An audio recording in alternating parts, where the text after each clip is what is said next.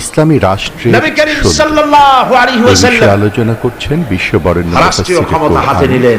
আল্লামা দেলোয়ার হোসেন কোরআনের আইন চালু হয়ে গেল, শব্দ ধারণ চুরি বন্ধ হলো, সিস্টেমস, ডাকাতি বন্ধ হলো, জিনা বন্ধ হয়ে গেল।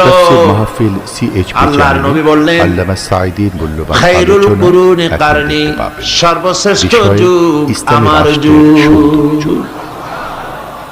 সোনার যুগ। মানুষের খাওয়ার অভাব নাই, পড়ার অভাব নাই। প্রেসিডেন্ট 12.5 লক্ষ বর্গ মাইল এলাকা তো নবীজি নিজেই রাষ্ট্র রেখে গেছেন। আজকে ওমর রাদিয়াল্লাহু তাআলা আনহু রাষ্ট্রপ্রধান।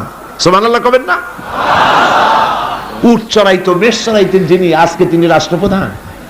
অর্ধেকটা পৃথিবীর প্রেসিডেন্ট। একটার পর একটা রাজ্য জয় হচ্ছে। রোম সম্রাট তার বর্ষিয়ান গোয়েন্দা বিভাগের প্রধান তাকে পাঠায় দিল, দেখো তো অবস্থা তো কাহিল মনে হয়, ক্রমেই যেভাবে রাষ্ট্র দখল হচ্ছে ইসলামের হাতে, কবে না জানি আমার রোমও চলে যায়, কবে না জানি আশেপাশের দেশগুলিও চলে যায়। দেখে আসো ওমরের সিংহাসনটা কেমন, সেনাবাহিনী কেমন, তার স্বাস্থ্য কেমন, লোকটা কেমন। দেখো, গোয়েন্দা বিভাগের প্রধান গেলেন কারে দেখতে? ওমর রাদিয়াল্লাহু তাআলা মদিনায় অনেকদিন হাঁটে আসছে না কিসে আসছে আল্লাহই জানে। তখনকার যে পদ্ধতি ছিল ওইভাবে আসছে। আয়েশা মদিনায় ঢুকে জিজ্ঞেস করছে, আইনা মালিকুকুম, তোমাদের রাষ্ট্রপ্রধান, তোমাদের রাজা কই? সাহাবায়ে কেরাম জবাব দিলেন, আমাদের জন্য কোনো রাজা হয় না, বাল্লানা আমির, আমাদের জন্য একজন আমির হন। সে আমির হচ্ছেন ওমরে ফারুক রাদিয়াল্লাহু তাআলা আনহু। গোয়েন্দা বিভাগের প্রধান বললেন, আমি তার সঙ্গে দেখা করতে চাই, তার সিংহাসন কই? ওনারা বললেন, ওনার কোনো সিংহাসন নাই, আমাদের সাথে মসজিদে এক জায়গায় বসে, আলাদা কোনো চেয়ারও নাই, বালিশও নাই, খাতাও নাই, এই এমনি আমাদের মাঝেই বসে। কোথায় তিনি?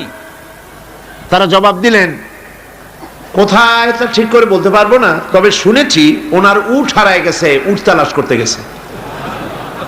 গোয়েন্দা বিভাগের প্রধান তো আকাশতে পড়ার কায়দা, কয় কি উট হারায় গেছে? তোমাদের তো চাকরি কারো থাকার কথা না, তোমরা কও উট হারায় গেছে আর উট তালাশ করতে গেছে। আমিরুল মুমিনিন, অর্ধেকটা পৃথিবী দখলকারী যিনি প্রেসিডেন্ট, সারা দুনিয়া কাঁপে যার নাম শুনিয়া উট হারায় গেছে, তালাশ করতে গেছে, আশ্চর্য কথা, কয় কি? আচ্ছা কোন দিকে গেছে? বললো যেদিকে। গোয়েন্দা বিভাগের লোকটি হাঁটতে লাগলো, কোথায় দেখা হয় আল্লাহই জানে। কিছু দূর হেঁটে যাওয়ার পর দেখেন একটা গাছের তলায় একটি লম্বা লোক শোয়া, উট একটা বাঁধা, গাছের তলায় শোয়া, চাদর নাই, বালিশ নাই, হাত মাথার তলে দিয়ে শুয়ে আছেন। সূর্য ঢলে যাওয়ার কারণে গাছের ছায়া সরে গিয়েছে, সূর্যের তাপে মাথার ঘাম, শরীরের ঘাম দিয়ে বালু ভিজতেছে। একজন পরিচয় করিয়ে দিলেন, ইনি আমিরুল মুমিনিন। গোয়েন্দা বিভাগের প্রধান, তার জবান থেকে বেরিয়ে গেল, ওমর, আমার দেশের প্রেসিডেন্ট দুর্ভেদ্য প্রাচীরের মধ্যে থাকেন, চতুর্দিকে দুর্ধর্ষ সেনাবাহিনী আধুনিক অস্ত্রপাতি নিয়ে চতুর্দিকে দাঁড়িয়ে থাকে, ভেতরে দুগ্ধ ফেননি বিছানার উপরে আরাম করে থাকেন, শুয়ে থাকেন রাজাধিরাজ রোমের সম্রাট, চতুর্দিকে পাহারা, অস্ত্রপাতি, এত শান্তির বিছানা, তারপরেও তার ঘুম হয় না। জানলার কোন ফাঁক দিয়া গুলি আসা কলিজাটারে ফুটা বানায় দেয়। তুমি ওমর, অর্ধেকটা পৃথিবী তোমার হাতের মুঠোয়, তোমার একটা বডিগার্ড নাই, তোমার বিছানা নাই, বালিশ নাই, নির্বিঘ্নে নিশ্চিন্তে উট বাঁধে রেখে তার পাশে শুয়ে আছো, কারণ তুমি জনগণের অধিকার আদায় করেছো, জনগণকে গণতন্ত্র দিয়েছো, জনগণের খাওয়ার পরার দিয়েছো, জনগণকে বিশ্বাস করেছো, ভালোবেসেছো, তাই তোমার নিরাপত্তার দায়িত্ব গোটা জাতি গ্রহণ করেছে। এটা হলো ইসলাম, এটা হলো ইসলাম। আর যদি জনগণের উপরে খারাপ ব্যবহার করা হয়, যিনি খারাপ ব্যবহার করেন তিনি বুঝতে পারেন ক্ষমতা যখন থাকবে না তখন আমার আর উপায় নাই, সেজন্য সেনাবাহিনীর নিরাপত্তা ছাড়া চলার পথ নাই। তখন নিরাপত্তার দাবি ওঠে। কিন্তু আল্লাহর পথের পথিক যারা, তাদের এগুলির প্রয়োজন হয় না। সুবহানাল্লাহ বলেন। কারণ তারা জানে হায়াতের মালিক, মওতের মালিক কে? জোরে বলেন কে? আল্লাহ সুবহানাহু ওয়া তাআলা। বন্ধুগণ, কোরআনে কারীমে আল্লাহ পাক বলেন, ওয়া আলাল্লাহি কাসদুস সাবিলি ওয়া মিনহা জায়রুন ওয়ালাউ শাআ লাহাদাকুম আজমাইন। সোজা রাস্তা বলে দেওয়ার দায়িত্ব আমি আল্লাহর। আল্লাহ পাক সহজ ও সরল রাস্তা বলে দেওয়ার জন্য নবীদের পাঠালেন। নবীরা ক্ষমতা এলেন। আল্লাহর নবী ক্ষমতা এসে নিজের ক্ষমতার পরিধি, নিজের বাড়ি ঘরের সৌন্দর্য বাড়ান নাই, নিজের জায়গা জমিন বৃদ্ধি করেন নাই, একটা বিছানা পর্যন্ত ছিল না। হযরত ওমর বলেন, আমি নবীজির সঙ্গে দেখা করতে গেলাম। নবীজি ঘরের ভিতরে আরাম ফরমাচ্ছিলেন, বিছানার উপরে শোয়া নবীজি। আমাকে দেখে তিনি উঠে বসলেন। আমি দেখলাম নবীজি দড়ি দিয়ে বোনানো খাটিয়ার উপরে শোয়া ছিলেন, চাদর নাই, তোশক নাই। নবীজি যখন উঠে বসলেন, আমি তাকিয়ে দেখলাম নবীজির পিঠ মোবারকের উপরে দড়ির দাগগুলি কেটে আছে। আমি বললাম, ইয়া রাসূলুল্লাহ, এই পৃথিবী কাফের বেঈমানেরা কত শান্তি করলো, কত আরাম করলো, আর আপনার একটা বিছানা নাই, তোশক নাই। আপনি আমাকে অনুমতি দেন, একটা বিছানা বানায় দিই, একটা তোশক বানায় দিই। নবীজি বললেন, ওমর শোনো, এই পৃথিবীতে শান্তি করার জন্য আমি আসি নাই। আমি যদি বলি ওহদ পাহাড়টাকে যদি নির্দেশ করি, ওহদ পাহাড় আমার জন্য সোনায় পরিণত হয়ে যাবে। আমি পৃথিবীতে মানবতার মুক্তির জন্য এসেছি। খাবার নাই, খাবার নাই। সকলের ঘরে খাবার পৌঁছেছে, নবীজির ঘরে খাবার নাই। হযরত আয়েশা রাদিয়াল্লাহু তাআলা আনহা বলেছেন, মাসের পর মাস, দিনের পর দিন নয়, মাসের পর মাস চলে গেছে, নবীজির ঘরে চুলায় আগুন জ্বলে নাই। একটু খেজুর, একটু পানি, এগুলি খেয়ে কোন রকম আমরা জীবিকা নির্বাহ করেছি। একবার নবী করিম সাল্লাল্লাহু আলাইহি ওয়াসাল্লাম মসজিদে নববীতে অসময় হযরত আবু বকর ওমর রাদিয়াল্লাহু তাআলা আনহুকে দেখলেন বসে আছে। জিজ্ঞেস করলেন, তোমরা এই অসময় এখানে কেন? তারা বললেন, নবীজি আজ কদিন হয়ে গেল কোনো খাবার পাইনি, ক্ষুধায় অস্থির হয়ে গেছে। নবীজি বললেন, আমারও তো একই দশা। এই দশা ওনাদের, কিন্তু জনগণের এই দশা না। জনগণের ঘরে ঘরে খাবার পৌঁছে গেছে। সুবহানাল্লাহ। ওমর রাদিয়াল্লাহু তাআলা আনহু বলেছেন, রাষ্ট্রীয় ক্ষমতা আমার হাতে। আমার ক্ষমতার আমলে ফোরাতের কূলে একটি কুকুর যদি না খেয়ে মারা যায়, কিয়ামতের দিন আল্লাহর কাছে আমাকে জবাবদিহি করতে হবে। সুবহানাল্লাহ। এর নাম ইসলাম। এর নাম কি? ইসলাম। সেই ইসলামের রাষ্ট্র প্রতিষ্ঠাই করতে হবে মুসলমানদেরকে, বাংলাদেশের জনগণকে। পারবেন না? পারবেন না? এই কোরআনের আইন বাংলাদেশে চালু হোক, তা কি আপনারা চান? কারা কারা চান? আলহামদুলিল্লাহ। বসেন, বসেন। এইটা কি অবস্থা? স্লোগান দিলেই দাঁড়াতে হবে, তার মানে থেকে বসেন, বসেন।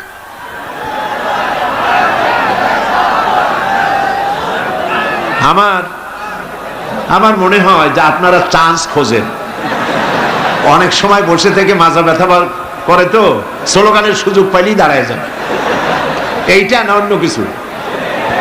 যাক, আলহামদুলিল্লাহ, মাজা আল্লাহ ঠিক রাখুক। কোমর সোজা থাকতে হবে, হাঁটুতে শক্তি থাকতে হবে। যুদ্ধের এখনো অনেক পথ বাকি। একটু জোরে সরে জিকির করেন, সুবহানাল্লাহ, আলহামদুলিল্লাহ, লা ইলাহা ইল্লাল্লাহ। জোরে, সুবহানাল্লাহ ওয়ালহামদুলিল্লাহ, লা ইলাহা ইল্লাল্লাহ, লা ইলাহা ইল্লাল্লাহু মুহাম্মাদুর রাসূলুল্লাহ। একটা কথা বলে নেই, নিতান্ত লক্ষ্য করুন, নিতান্ত টয়লেটে যাওয়ার, পেশাব পায়খানার হাজত না হলে কেউ মানুষকে কষ্ট দিয়া বেরোতে চেষ্টা করবেন না, কারণ রাস্তাঘাট মাঠ সব ভর্তি, যেদিকে যাবেন সেদিকেই মানুষ, আপনি যাবার কোনো পথ পাবেন না। মানুষকে কষ্ট দেওয়া ছাড়া আপনার কোনো রাস্তা নেই। সমস্ত রাস্তা পথ ঘাট, সিলেটের মাদ্রাসা ময়দান পার্শ্ববর্তী রাস্তাগুলি সব ভর্তি, আলহামদুলিল্লাহ বলেন। সুতরাং মানুষকে কষ্ট না দেওয়াই, মুসলমানকে খামোকা কষ্ট দেবে না। নিতান্ত পেশাব পায়খানার জরুরত হলে যেতে পারেন। প্রিয় ভাইরা, নবী করিম সাল্লাল্লাহু আলাইহি ওয়াসাল্লাম তিনি বললেন, আমার ওই একই অবস্থা, চলো আমার সাথে। তিনজনে গিয়ে উপস্থিত হলেন হযরতে আবু আইয়ুব আনসারী রাদিয়াল্লাহু তাআলা আনহুর বাড়িতে। হযরতে আবু আইয়ুব আনসারী রাদিয়াল্লাহু তাআলা আনহু রাসূলকে, হযরত আবু বকর ওমর রাদিয়াল্লাহু তাআলা আনহুমাকে পেয়ে দারুণ ভাবে আনন্দিত হলেন। ঘরের মধ্যে প্রবেশ করে বললেন, বিবি, এমন তিনজন মেহমান পেয়েছি, আকাশের নিচে জমিনের উপরে এর থেকে সম্মানিত মেহমান আর নাই। তিনি একটি বকরি জবাহ করলেন, রান্নার ব্যবস্থা করলেন, বাগানে চলে গেলেন, কিছু খোরমা নিয়ে এলেন। নবীজিকে বললেন, আল্লাহর নবী, এই খোরমা আপনি খান। হুজুর জিজ্ঞেস করলেন, খোরমাগুলির মধ্যে পাকা কাঁচা আদা পাকা আছে, কোনটা খাবো? হযরত আবু আইয়ুব বলছেন, ইয়া রাসূলুল্লাহ, তিন রকমের, তিন শ্রেণীর খোরমাই আপনি খাবেন, অনুরোধ করব, কারণ এগুলি আমার বাগানের খোরমা। যেই শ্রেণীর গায়ে আপনার হাত লাগবে, আল্লাহ পাক আমার বাগানে বরকত দিয়া দিবেন। রান্না বান্না হয়ে গেল, গোশত আর রুটি সামনে এলো। নবীজি খাওয়া শুরু করার আগে কয়েকটা রুটি আর কয়েক টুকরা গোশত একটা পোটলার মতো করে বানায়া হযরত আবু আইয়ুবের হাতে তুলে বললেন, আবু আইয়ুব, এই গোশত আর রুটি টুকরা নিয়ে যাও আমার মা ফাতেমার কাছে। গত ৩-৪ দিন হয়ে গেল, তার কিসমতে কিছু হয় নাই।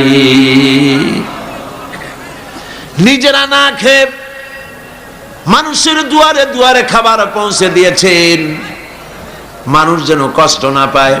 জনগণের খাবারের বন্দোবস্ত, পড়ার বন্দোবস্ত করেছেন। নবীজি গরিব মানুষের জন্য, মানুষের অর্থনৈতিক সমৃদ্ধির জন্য ব্যাংক তৈরি করলেন। ব্যাংকের নাম রাখলেন বাইতুল মাল। এই ব্যাংকের উদ্বোধন যেদিন করেন, বুখারী শরীফের হাদিসে এসেছে, আল্লাহর নবী উদ্বোধনী বক্তব্যে বললেন, মান তারাকা দায়নান আও দিয়ান ফালাইয়া, যদি কোন ঋণগ্রস্ত ব্যক্তি ঋণ পরিশোধ করতে না পেরে, ঋণ পরিশোধ করতে পারে নাই, এমন অবস্থায় যদি মারা যায়, তাহলে তার ঋণ পরিশোধের যদি কোনো ব্যবস্থা তার না থাকে, তাহলে তার ঋণ পরিশোধের ব্যবস্থা আর তার এতিম বাচ্চাগুলি, বিধবা স্ত্রী আর এতিম বাচ্চা আর ঋণের বোঝা সবগুলি আমি মুহাম্মদ সাল্লাল্লাহু আলাইহি ওয়াসাল্লাম আমার কাঁধে উঠায়া নিলাম।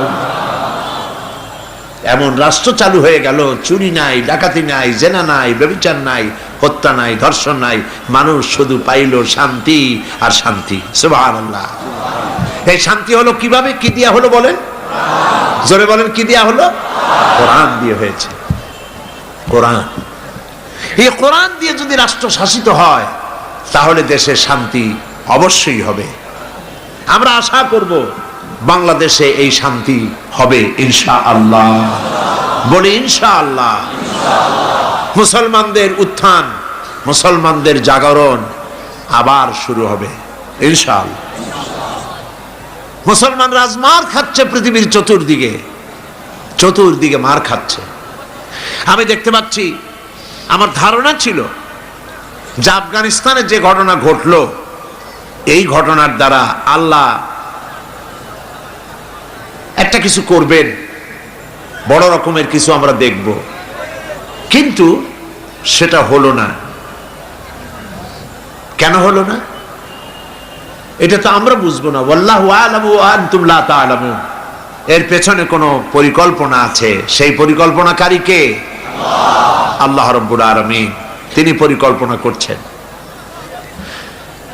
11ই সেপ্টেম্বরে আমেরিকায় যে ঘটনা ঘটেছে, এই ঘটনা সম্পর্কে আমার সুস্পষ্ট মত হচ্ছে, যদ্দূর পড়াশোনা করেছি তাতে আমার সুস্পষ্ট মত, এই ঘটনা ঘটিয়েছে পৃথিবীর ইহুদিদের পরিচালিত মোসাদ, ইহুদিদের গোয়েন্দা বিভাগ, ইসরায়েল রাষ্ট্র, ইহুদিরাই এই ঘটনা ঘটিয়েছে। এর প্রমাণ পত্র পত্রিকায় বেরিয়েছে। টুইন টাওয়ার যারা ভাঙলো, আমরা তীব্র নিন্দা জানাই। এখানে হাজার হাজার মানুষ কাজ করে, মানুষ হিন্দু হোক, খ্রিস্টান হোক, বৌদ্ধ হোক, মানুষ মানুষই। এই হাজার হাজার মানুষকে যারা মারলো, যারা অর্থনৈতিক দিক থেকে আমেরিকাকে ক্ষতিগ্রস্ত করার জন্য চেষ্টা করলো, এভাবে আমরা তার নিন্দা করি, ঘৃণা জানাই। কিন্তু একথাও আমাদের বুঝতে হবে যে এই টুইন টাওয়ার, এই দুটি বিল্ডিং এ 50,000 লোক চাকরি করে, তার মধ্যে 4,000 ইহুদি আছে। দুনিয়াবাসী এ খবর জেনে ফেলেছে। ঘটনার দিন 4,000 ইহুদির একটা ইহুদিও কর্মস্থলে যায় নাই। কেন গেল না? এই প্রশ্ন আমেরিকার FBI, federal bureau of investigation, পৃথিবীর নাম করা গোয়েন্দা বিভাগ, তারা কেন এটা তালাশ করলো না? ইহুদিরা কেন সেদিন আসলো না? এবং একটার পর একটা বিমান এখানে হামলা হবে, 18 মিনিট পর পর একটা বিমান, দুটো বিমানে হিট করে বিল্ডিংটা ফেলে দেবে। এইটা পূর্ব পরিকল্পিত না হলে পরে চতুর্দিকে ক্যামেরা ফিট করে ছবি ধারণ করলো কিভাবে? এগুলি বিশ্লেষকগণ চিন্তা ভাবনা করছে। মানুষ সব মাথা খারাপ না, কিছু বুদ্ধিমান মানুষ পৃথিবীতে এখনো আছে। সুতরাং কাজটি ইহুদিরা করেছে। কেন করেছে? কারণ হলো সমাজতন্ত্রের পতনের পর পুঁজিবাদী শোষণ থেকে বাঁচার জন্য পৃথিবীর নিগৃহীত, নির্যাতিত মানবতার জন্য খোলা ছিল কেবলমাত্র ইসলাম, শুধুমাত্র ইসলাম। সেই ইসলামের দিকে মানুষ যাতে আসতে না পারে, সেই জন্য ইসলাম আর মুসলমানদেরকে মিডিয়ার মাধ্যমে প্রচার করানো হলো সন্ত্রাস আর মৌলবাদ। ইসলাম মানি সন্ত্রাস, মুসলমান মানি মৌলবাদী। তবে দুর্ভাগ্য, এখানে একটা লোক বাজার থেকে খুব জোরে দৌড় মারছে। লোকেরা জিজ্ঞেস করলো, দৌড়াও কেন? কয়, ভাই মানির মান আল্লাহই রাখে। কয় কেমন? কয়, বাবা আর আমি দুইজনে গেছিলাম বাজারে, বাজারের মানুষেরা আমার বাপেরে ধরিয়া জুতা দিয়ে এমন পিটাইলো, আমি আরামসে নিরাপদে চলে আসছি, আমারে কেউ কিছু করতে পারে না। মানির মান আল্লাহই রাখে। ওর বাপের জুতা দিয়ে পিটায় আর মানির মান আল্লাহ রাখে। দুর্ভাগ্য এই জাতির। এক শ্রেণীর কলামিস্ট, এক শ্রেণীর মুসলমান নামধারী কলামিস্ট, মুসলমান নামধারী ফিচার লেখক, মুসলমান নামধারী সাংবাদিক, মুসলমান নামধারী বুদ্ধিজীবী, মুসলমান নামধারী রাজনীতিক, ওরা মুসলমানের ঘরে জন্মগ্রহণ করেও কুলাঙ্গার। এই লোকগুলি মুসলমানের ঘরে জন্মগ্রহণ করেও মুসলমানদেরকে মৌলবাদ আর সন্ত্রাস বলে গালি দেয়। আজকে আপনারা পত্রিকায় দেখুন, হিন্দু বৌদ্ধ খ্রিস্টান ঐক্য পরিষদ ওরা একটা মিটিং করেছে গত পরশুদিন, গতকাল পত্রিকায় ছাপা হলো। সেইখানে আওয়ামী লীগের তৎকালীন যুগের ডাক সেটে নামধারী কয়েকজন মুসলমানও সেখানে ছিলেন। ওইখানে হিন্দু বৌদ্ধ ঐক্য পরিষদের নেতৃবৃন্দরা বক্তৃতা করলো, মুসলমানদেরকে এদেশ ছেড়ে চলে যেতে হবে। দেখছেন, এরা এই দেশের সাম্প্রদায়িক সম্প্রীতি নষ্ট করে দিতে চায়। তারা আরো বলেছে, তালেবানদের থেকে শিক্ষা নাও, তারাও আফগানিস্তান থেকে চলে গেছে। বেকুবদের বলি, বেকুবেরা ভালো রেখে মনে রেখে দিও, ভালো করে মনে রেখা দাও, তালেবান শেষ হয়ে গেলেও ইসলাম শেষ হবে না। তালেবান শেষ হয়ে গেলেও মুসলমান শেষ হবে না। যত বড় মুখ না, তত বড় কথা বলো না। তারা আরো বলেছে, যারা বাংলাদেশি পরিচয় নিজেদের পরিচিত করতে চায়, তাদের মুসলমান নামটা আগে ত্যাগ করতে হবে। কত বড় সাহস, কত বড় সাহস!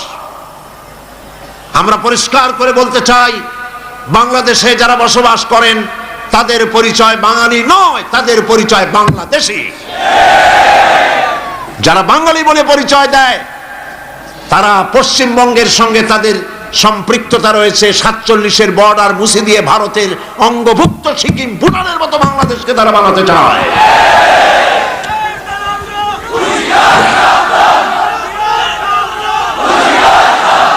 তারা এত বড় কথা বলার সাহস করেছে, আজকের পত্রিকাগুলি দেখুন, তারা বলেছে এদেশে এখন বর্বর অসভ্যদের শাসন চলছে। নাউজুবিল্লাহ বলেন।